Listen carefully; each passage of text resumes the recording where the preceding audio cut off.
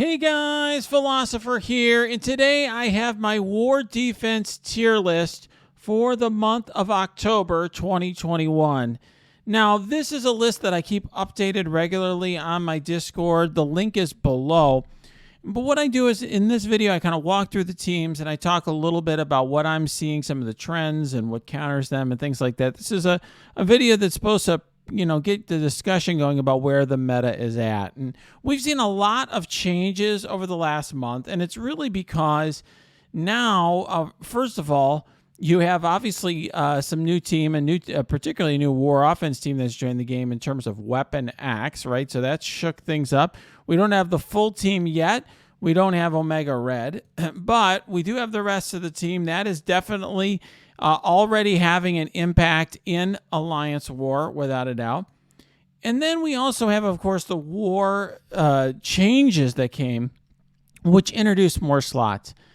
And that I think that's still in a state of flux. The devs asked for my feedback. I got a lot of thoughts and ideas from you guys on Discord about what you guys think, and I've passed all that along to the devs. But I will just say that it's certainly tilted the balance in favor of defense, at least in the short run.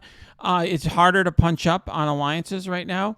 And what I'm seeing a lot of right now is particularly people who haven't built out wide rosters are just kind of throwing whatever they've built on defense. So I'm seeing a lot of stuff like people just, throwing down their supernatural, which is very easy to counter on defense, things like that. So what I'm going to do is just sort of talk about what the best teams are. We'll talk about those in some detail, and then we'll work through the rest. And I'll talk about changes in the list and how the new teams have impacted it. So, right now at the top of the list is still Heroes for Hire. It's really in a tier in its own. And, the Weapon X team will, hard counter this team once you have the full team in the game. But right now, this team can't be countered by anything in the game other than Infinity Watch. Infinity Watch can, reliably beat Heroes for Hire, but as a practical matter, it still can have some RNG. And obviously, if anyone in your alliance uses Infinity Watch and anything but Heroes for Hire, you're going to have a tough time getting that Heroes for Hire down. I'm sure if you've ever been in the situation where you've been trying to, punch down using Shadowland or some other team, you find that, wow, Heroes for Hire, or Heroes 5 Hire, as some people call them with Shang-Chi, can be very difficult to take down. It really, the war meta still revolves in a large part throughout, based on Heroes for Hire and, which alliance has them more built up and how well your alliance manages your usage of Infinity Watch to ensure that, you aren't, in a situation where you either run out of Infinity Watch or are trying to punch up too high with your Infinity Watch. It's hard to punch up high on Heroes for Hire when they get very large. So that defense is still in a league of its own, and I think that will still stay the same once Weapon X is in the game. I mean, obviously Weapon X will counter this team, so now you'll have two teams that could beat it. But yeah, I think you'll still be in a situation where this team can only be countered by a very select number of teams. I think it'll still be at the top, but we'll see once the full Weapon X team is in the game. But so far, the four current members haven't changed that. All right, now let's go to Tier 2. And I think I have put a new defense in Tier 2 that really I think is on par with Infinity Watch. And this is New Warriors with Emma and Surfer. There's a variety of different New Warriors teams. I also see New Warriors used a lot on war offense. They are a team that really works both ways quite well. But they are used on defense. So this is I'd say the toughest variant because it's obviously having Emma there means that there's a cleanse. It also has a situation where, it gives a little bit more speed to that New Warriors team so they get a jump on things. Surfer's a whole other threat to deal with, and it's very hard to deal with Surfer along with Deathpool and Cloak and Dagger. It's just a lot to deal with. It can be countered. People tend to use Shadowland to counter it, but it's a very tricky fight. It can go sideways. Room buffs can really help this team a lot. So very difficult fight, but it's a lot of investment into one war defense team. That's the issue here. In other words, certainly Heroes for Hire people are going to put on defense, but these other two teams, This team is obviously, you need them really. You can put them on more defense, but if you do, you're probably not going to clear the other side. I do know some folks told me in their Platinum 1 wars, they're just throwing everything on defense and not making real attacks. I guess that's one way to go. But you're crippling yourself if you have them on defense because you can't clear the other team's hero for hire. And then this team just puts a lot of investment. Not only are you putting a big meta threesome here in terms of Death Pool to Cloak and Dagger, but you're putting 2 other very important standalone characters as well. 2 characters, by the way, and particularly Silver Surfer, that are helpful for clearing heroes for hire if there's a cleanup job needed because the Infinity Watch don't get the job done. All right, now we're going to go to some other teams. So now we're kind of the tier below. These teams, I think, are just they're very difficult to beat. They require a massive response, and sometimes they're going to take. They're going to require a very special response. There's only 1 or 2 teams that can handle either of them, other than a mirror, for example, with Infinity Watch, which you can't use, right? Because you need your Infinity Watch to counter heroes for hire, and then I think that it's often going to potentially take 2 hits. Here in tier 3, these are all teams that you could deal with as long as you know what you're doing, but they're tricky and they have limited counters. So New Warriors with some other 4th and 5th. There's lots of choices there. Okay, you can use all sorts of choices. Whether it's you can use a lot of people want to put a cleanse in there or a taunt or whatever. There's a lot of different choices. And then these Doom teams, they're still tricky. Uncanny X-Men with Doom and Brotherhood Doom. I get a lot of people asking me, what's the positioning there? I'll show you kind of roughly how I would do it. Here, the reason that this works very well is, Colossus prevents teams like Axemen or Symbiotes from getting at the Doom bots. And then, Phoenix is a cleanse. You have 2 cleanses here between Psylocke and Phoenix, both potentially cleansing. And Phoenix can also put Doom in stealth. So this I think, can be a very effective defense. And then obviously this one here as well. You have Blob giving deflex to Doom. It can be a tricky defense for people. And then obviously Magneto throwing out those blinds. So those are I think 2 special Doom teams, usually countered with X Factor, with a different 5th. Like you'll do Rhino here, for example, with the Brotherhood Doom. So that this way he clears the blinds, have to deal with those blinds for Magneto at the start. So definitely, tricky defenses. These are defenses that can very, easily get holds, particularly, if you have, let's say, you have Blue Ice on Blob, or, if you have a huge Blob or something like that. The difference, though, I will say, between these teams and the ones up here is, first of all, these teams are easy cleanup, right? Once Doom ults, you should be able to clean up, and they're countered pretty reliably by a team like X Factor, whereas if you start going up here, you could use the right counter on these teams and just, it could still not go well for you. Whereas these, I think it's much more reliably countered, although that's still a tricky thing. All right, now I'm going to go. Now the next team in this tier is a team I've discussed last month. This is Axe Canny. You're seeing less of this team than you did a month ago. So this is a team that worked very well when we had limited rosters. And essentially, this team takes the best 2 characters from Uncanny, the best 3 characters from Astonishing X-Men, and mushes them together. This was fantastic when you only had 8 war defense slots. Now it's a lot to give up, right? Because you're giving, most people need to have Axemen as a full team. Most people want to run Uncanny as a full team now, particularly since Wolverine has been buffed up, and there's no Omega Red in the short run. So I'm not seeing as much of this, but it's a very good team, and part of the reason it works so well is that Beast is both Uncanny and Astonishing X-Men, so his synergy really works with both. Very good team, though. All right, the other teams in this tier are listed right here. These are the tier 3 defenses. Black Order on defense, still useful. I'm seeing it more often on offense now just because people need it.